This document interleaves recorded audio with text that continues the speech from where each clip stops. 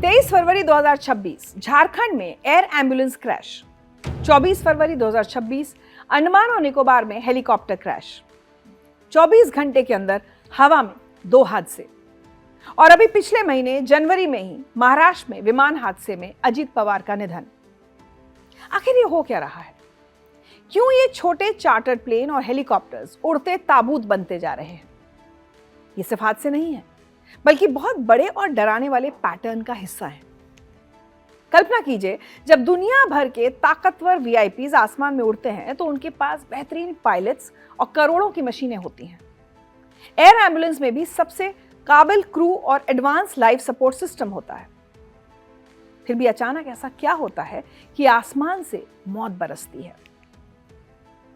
चाहे वो कोई एयर एम्बुलेंस हो जो वक्त से रेस लगा रही हो, या फिर किसी बड़े नेता का चमकता हुआ हेलीकॉप्टर, हर बार मशीनें नई होती हैं, पायलट तजुर्बेकार होते हैं, लेकिन नतीजा कई बार वही खौफनाक मौत होता है। आखिर इन खास और इमरजेंसी उड़ानों में ऐसा क्या होता है? क्या ये सिर्फ खराब मौसम की मार है? क्या मशीनें धोखा दे जाती हैं?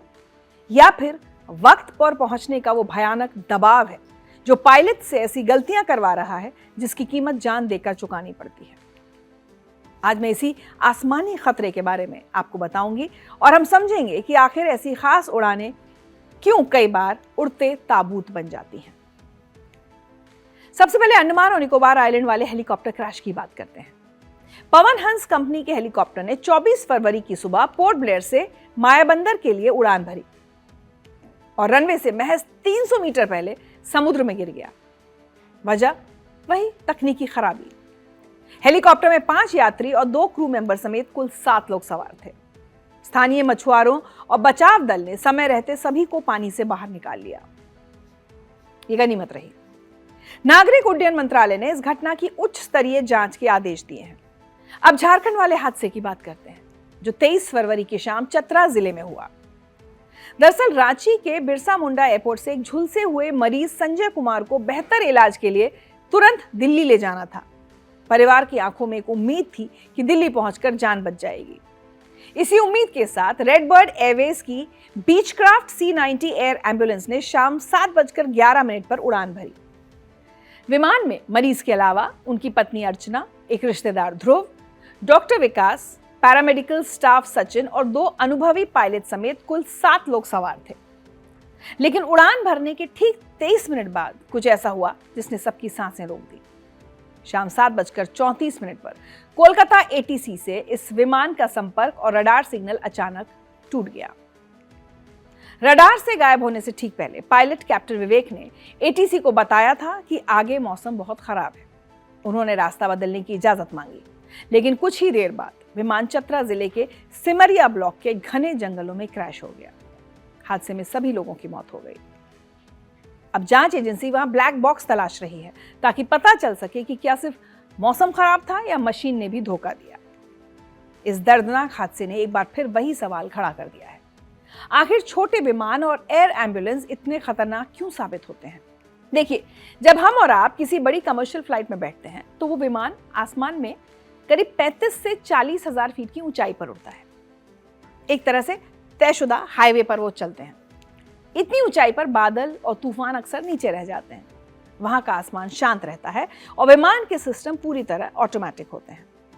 लेकिन हेलीकॉप्टर, चार्टर प्लेन या एयर एम्बुलेंसेस, इनकी कहानी थोड़ी अलग है और बहुत डरावनी होती जा रही है।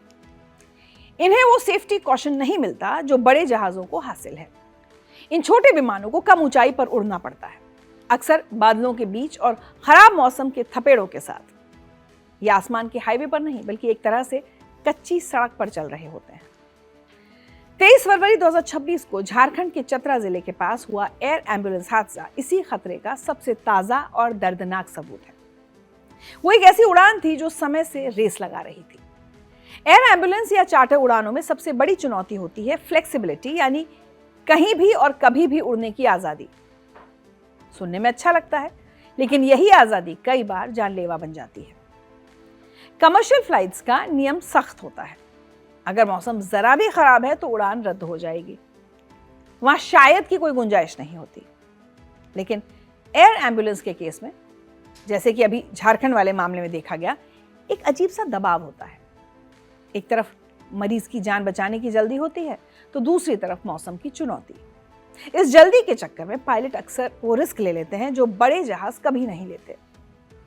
इसे एविएशन की दुनिया में गेट देयर इट इज कहते हैं, यानी किसी भी हाल में मंजिल पर पहुंचने की जिद।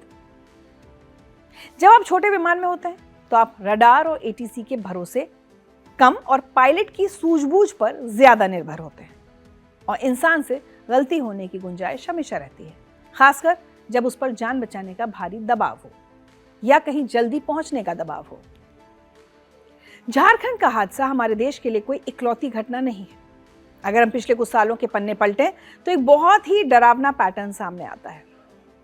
ऐसा लगता है जैसे भारत का आसमान हमारे वीआईपी, बड़े नेताओं और खास लोगों के लिए कब्रिस्तान बनता जा रहा है।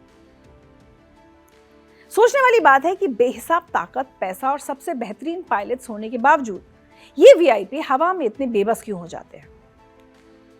इस सिलसिले की सबसे ताजा और हैरान करने वाली घटना इसी साल 28 जनवरी 2026 को हुई।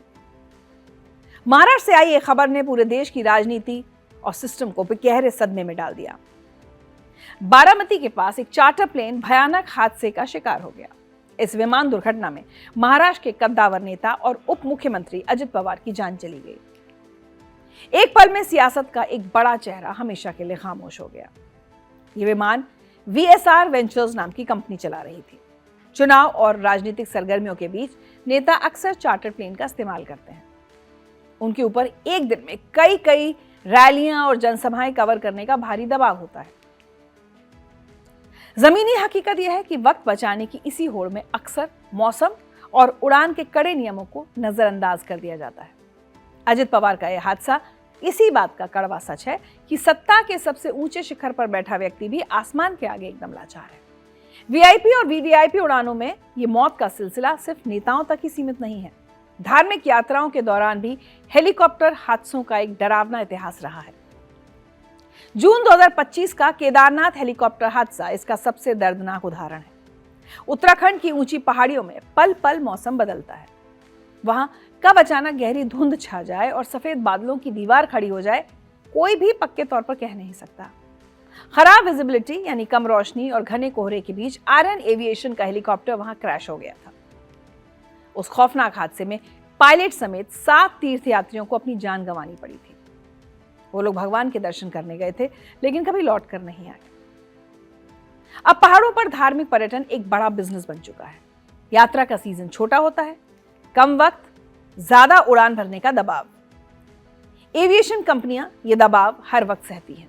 इस हादसे के बाद DGCA यानी directorate general of civil aviation की नींद टूटी। केदारनाथ रूट पर उड़ने वाली सभी कंपनियों का सुरक्षा ऑडिट तेज कर दिया गया।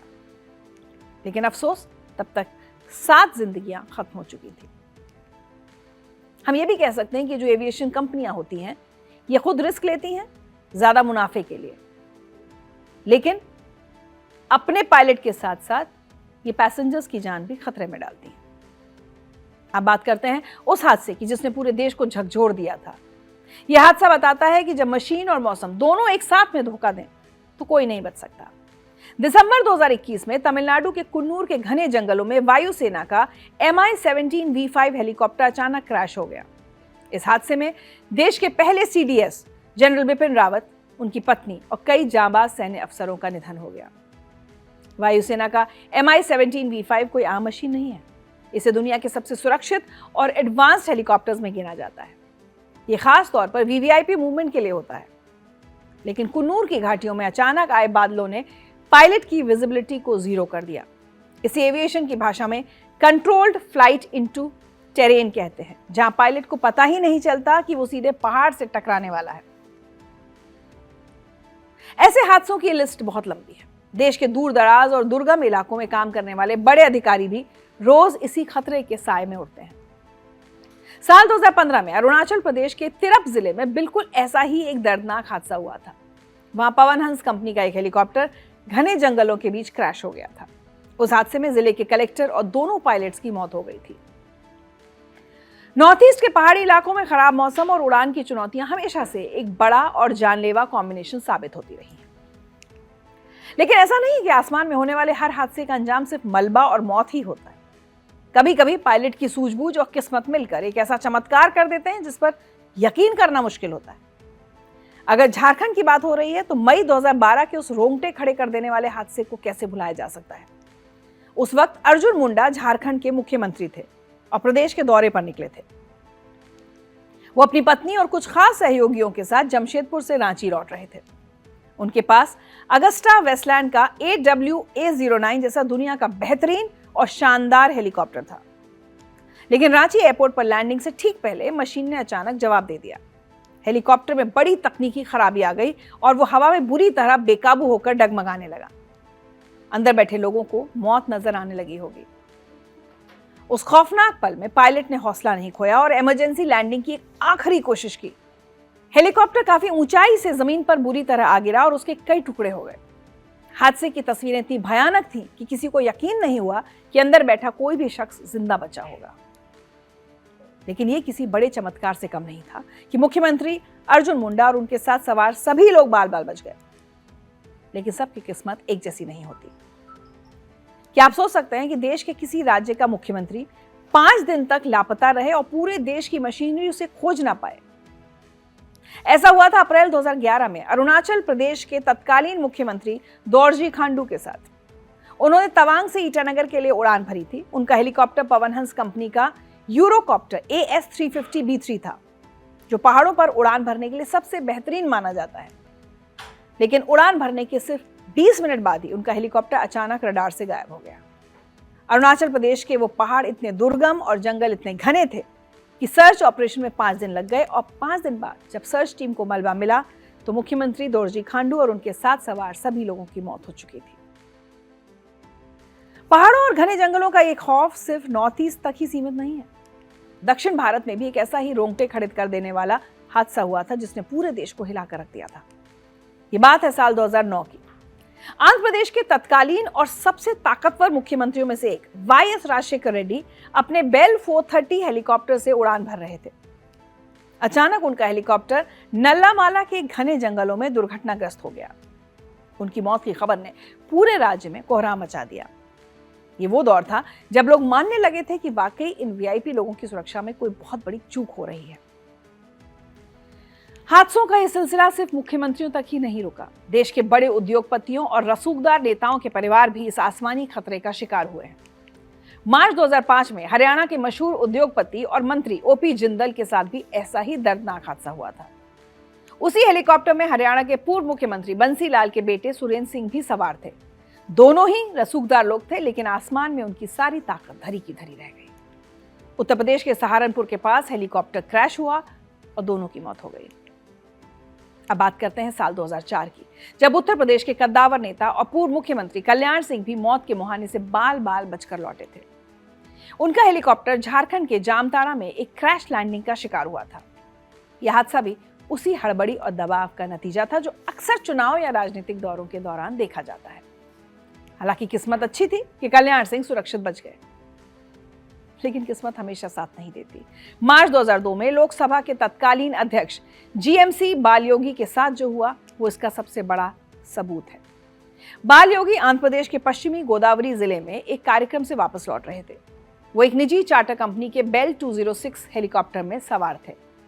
उड़ान के दौरान हेलीकॉप्टर में कोई तकनीकी खराबी आ गई।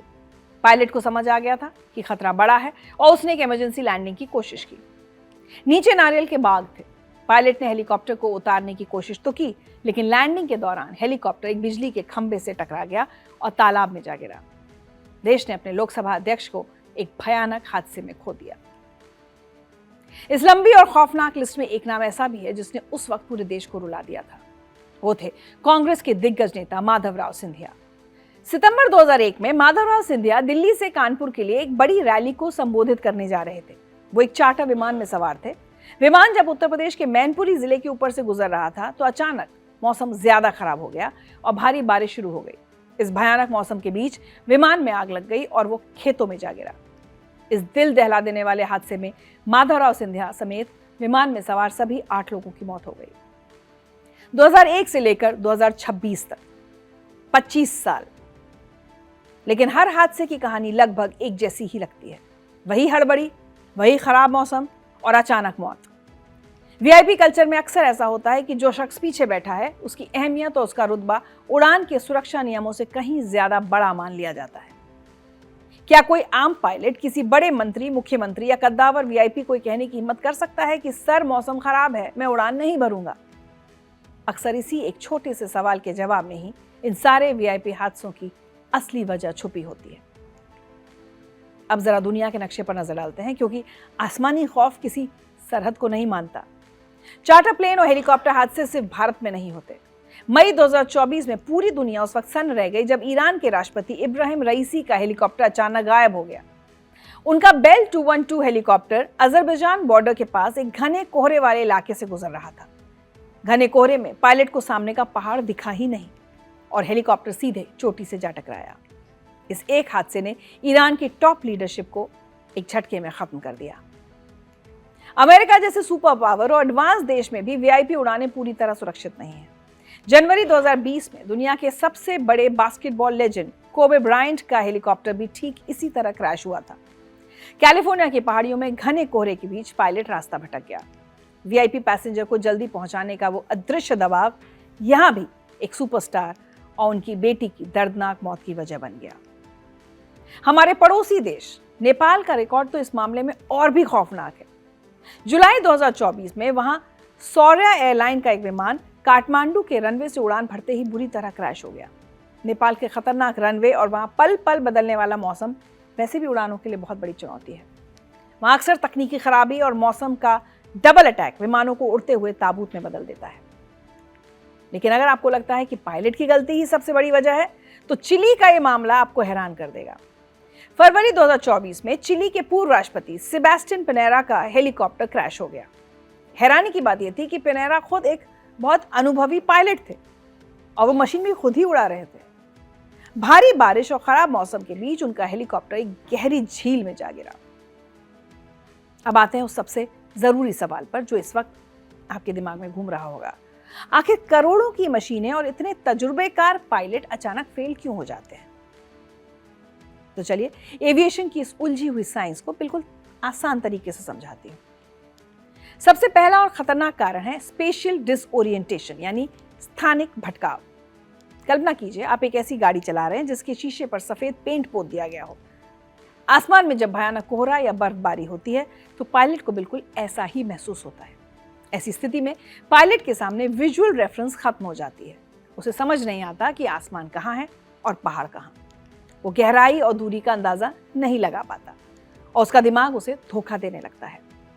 अमेरिका में बास्केटबॉल लेजेंड कोबे ब्रायंट की हादसे की जांच में यही बात सबसे बड़ी वजह बनकर सामने आई थी। दूसरी सबसे बड़ी तकनीकी वजह है कंट्रोल्ड फ्लाइट इनटू टेरेन, जिसे शॉर्ट में सीफिट कहते हैं। इसका जिक्र मैंने पहले भी किया था। यह सुनने में जितना अजीब है, असल में उतना ही खौफनाक भी है। इसमें विमान में कोई तकनीकी खराबी नहीं होती, मशीन बिल्कुल सही काम कर रही होती है, लेकिन खराब रोशनी या कोहरे की वजह से पायलट अनजाने में बिल्कुल सही सलामत विमान को सीधे किसी पहाड़ से टकरा देता है या फिर जमीन या पानी में क्रैश करा देता है। ईरान के राष्ट्रपति रईसी और हमारे सीडीएस जनरल बिपिन रावत के हेलीकॉप्टर हादसों में भी यही सीफिट सबसे बड़ी वजह मानी गई थी। पायलट को आखिरी सेकंड तक पता नहीं चला कि सामने मौत खड़ी है। तीसरा सबसे बड़ा खतरा मौसम और बाहरी रुकावटें। बड़े विमान बादलों के ऊपर उड़ते हैं, जैसा मैंने पहले बताया, और हेलीकॉप्टर और चार्टर प्लेन को कम ऊंचाई पर उड़ना पड़ता है। नीचे उड़ने का मतलब है खराब मौसम से सीधी टक्कर। इसके अलावा कम ऊंचाई पर पक्षियों के टकराने का खतरा भी बहुत ज्यादा होता है। कई बार ये छोटे विमान हाई टेंशन पावर लाइंस या मोबाइल टावर से भी क्रैश हो जाते हैं। जीएमसी बालयोगी के मामले में हेलीकॉप्टर के पंखे इन्हीं हाई टेंशन बिजली की लाइनों से टकरा गए थे। चौथा कारण है तकनीकी खराबी। अगर किसी बड़े यात्री विमान का इंजन हवा में बंद हो जाए तो वो कई किलोमीटर तक हवा में ग्लाइड कर सकता है। ग्लाइड का मतलब धीमे धीमे सुचारू रूप से चलता रहता है। पायलट को सोचने का वक्त मिल जाता है कि अब करना क्या है, लेकिन हेलीकॉप्टर या छोटे विमान में ऐसा नहीं होता। अगर पंखों या इंजन में कोई बड़ी खराबी आ जाए तो वो सीधे पत्थर की तरह नीचे गिरते हैं। पायलट के पास कुछ भी करने के लिए सिर्फ चंद सेकंड होते हैं। लेकिन इन सबसे भी बड़ा एक कारण है जो मशीनों से नहीं बल्कि इंसान के दिमाग से जुड़ा है। इसे एविएशन में प्रेशर टू फ्लाई यानी उड़ान भरने का मानसिक दबाव कहते हैं, जब कोई वीआईपी नेता बैठा हो तो पायलट पर रैली के वक्त पर पहुंचने का भारी दबाव होता है। यही दबाव एयर एम्बुलेंस के पायलट पर भी होता है। पायलट के दिमाग में सिर्फ एक बात चल रही होती है कि अगर मैंने उड़ान नहीं भरी तो इस मरीज की जान चली जाएगी। इसी इमरजेंसी प्रेशर के कारण पायलट अक्सर खराब मौसम, भयानक आंधी और जीरो विजिबिलिटी में भी टेक ऑफ करने का रिस्क ले लेते हैं। और यही वो जानलेवा रिस्क है जो आगे चलकर स्थानिक भटकाव या सीफिट का कारण बनता है। किसी वीआईपी को खुश करने या किसी की जिंदगी बचाने का दबाव कई बार खुद मौत की वजह बन जाता है। इन्हीं हादसों और जानलेवा पैटर्न्स को देखते हुए डीजीसीए ने चार्टर प्लेन्स और एयर एम्बुलेंस के लिए नियम काफी सख्त किए हैं। नियम बिल्कुल साफ कहते हैं कि अगर मौसम खराब है या रोशनी कम है तो किसी भी सूरत में उड़ान नहीं भरनी है। सुरक्षा के लिहाज से अब बेहतर नेविगेशन सिस्टम्स और ट्विन इंजन विमानों पर भी जोर दिया जा रहा है। लेकिन असली समस्या मशीनों या कागजी नियमों में नहीं होती। असली चुनौती उस दिमागी दबाव की है जो पायलट कॉकपिट के अंदर बैठकर महसूस करते हैं। आज तक जितने भी बड़े हादसे हुए उनकी जांच रिपोर्ट बार बार यही साबित करती है कि आसमान में मशीनें कम फेल होती हैं, बल्कि खराब मौसम के लिए गए गलत इंसानी फैसले ज्यादा जानलेवा साबित होते हैं।